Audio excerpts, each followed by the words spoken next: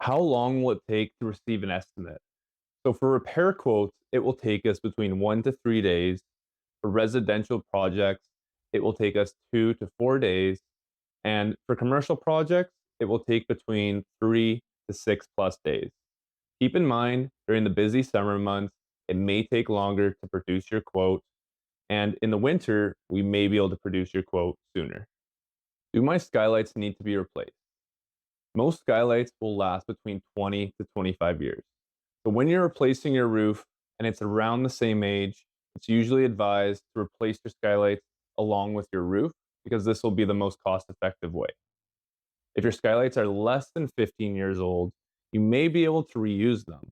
But keep in mind the membrane and the flashing will need to be replaced, so the skylight lids will have to be removed and reinstalled. And sometimes they can be damaged from handling. Also, keep in mind 5 to 10 years down the road, if you were to replace your skylights, they're going to cost a lot more due to the project being charged as a repair and also the added inflation that comes along with that. Do my gutters need to be replaced? Most gutter systems will last between 20 to 25 years. It's a good idea to replace them along with the roof, as having a package deal will usually make them cheaper than if you have them replaced on their own. What if it rains when my roof is being replaced? Living in the Pacific Northwest and Vancouver, we get a lot of rain, and this is something we're very familiar with. We religiously check the weather reports to see what the forecast is going to be on that current day. If the weather is forecasted at 50% chance of precipitation and over 5 millimeters, we likely will not work that day. If the weather report is showing less, we'll schedule our crews to work and we work section by section to ensure that each area is waterproof before we move on to the next. We also keep tarps on hand in case rain does come. What issues may come up during a roofing project? The two most common issues that we see are rotten wood and additional layers of roofing. Rotten wood could be caused due to ventilation issues, building envelope issues, or water penetration. If the property has been maintained well, it's unlikely that there'll be much rot or any at all. What you may find is a few rotten sheets of plywood, maybe some rotten fascia boards that need to be replaced during the project. If the roof hasn't been maintained well and it has multiple layers on top of each other, there's more likelihood that rot will be found when all those layers are removed. When we complete our inspection on your roof, we may be able to spot signs of potential rot or softwood by walking the roof and inspecting through the attic. But it is impossible to know the full extent of the rot until the roof is fully removed. In Vancouver, we have a lot of 50 to 100-year-old homes that may have multiple roofs on them. We've even seen roofs with 5 layers of roofing on them, which equates to 100 years of roofing. During our inspection, we're setting up our ladder on the side of the property so we're able to lift the edges of the layers of roofing to determine how many layers we have, what type they are, and also the substrate on the property. On flat roofs, we'll complete cut tests so we're able to determine the layers and also the substrate as well. This allows us to be more accurate in our quoting, but it's not always foolproof. There may be different layers of roofing on different areas of the roof, and it can be impossible to check every single section on every single property. But this does give us a good indication of the total number of layers that are involved and potential layers that may be added to the project.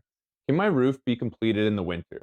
This is a great question, as a lot of people think that projects can't be completed in the winter. Now, this may be true for some regions of Canada. In Vancouver, we have milder weather and we're able to complete projects year round. We only work when there's a break in the rain or when there's a very low percentage of rain that's forecasted.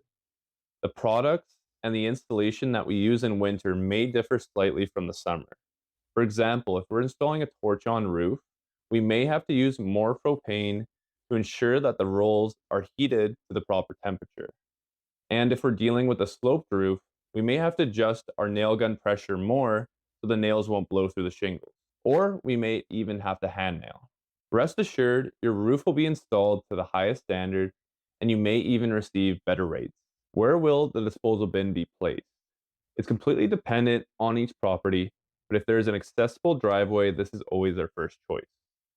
If there is no driveway, then usually the bin will be placed on the street or in an alleyway, whichever is closer to the house, and as long as there's no parking restrictions. Will my driveway be used or blocked? In most cases, yes, your driveway will be used for the disposal bin and potentially material as well. We try to keep the bin to one side of the driveway if it is a double driveway so that you can still bring your car in and out on one side of the driveway. If it's a single driveway, then the whole driveway would be blocked as the bins are about 8 feet wide. If you're concerned about the weight or simply don't want the bin placed on your driveway, we can always place it on the street or in another location. But keep in mind, the old material will need to be ground dropped and then hauled away to the bin. And this requires additional labor and additional cost for your project. How will the old roofing material be disposed of? In an ideal situation, the roofing material can be removed, placed in a location on the roof, and then thrown directly into the disposal bin. If the bin isn't close to the house, then we may have to set up one or more drop areas around the proximity of the house, where then the material will be thrown down and then hauled away to the bin. Can I throw my garbage in your disposal bin? This is a great question, and I know it's a pain to have to haul stuff from your house into your vehicle down to the dump. It takes a lot of time and it can cost a lot of money. Dependent on the situation, we may be able to take small items in our disposal bin that don't contain asbestos or other hazardous materials. Consult directly with your project manager and ask him if the item is acceptable and if there will be any additional charges or not. How will my property and my neighbor's property be protected? In Vancouver, we deal with a lot of steep slopes and a lot of houses that are very, very close together. We've even seen two properties with overlapping gutters. One of our top priorities during setup is ensuring that all areas around the property are fully protected where debris might fall down. We do a walk around the house, and any loose items that may be damaged, we'll move them to a safe location. After this, we'll set up tarps and plywood to areas such as railings, bushes, trees, fences, walls, any areas that we deem vulnerable and want to protect, we'll make sure those are fully covered with tarps and plywood. How often will my site be cleaned? So we're cleaning up throughout the day and at the end of each day, and we're also completing a final clean at the end of the project. That means your roof, your gutters, and the surrounding ground area is fully cleaned of any debris. We're looking for little tiny pieces that may have gone in the bushes or in the trees.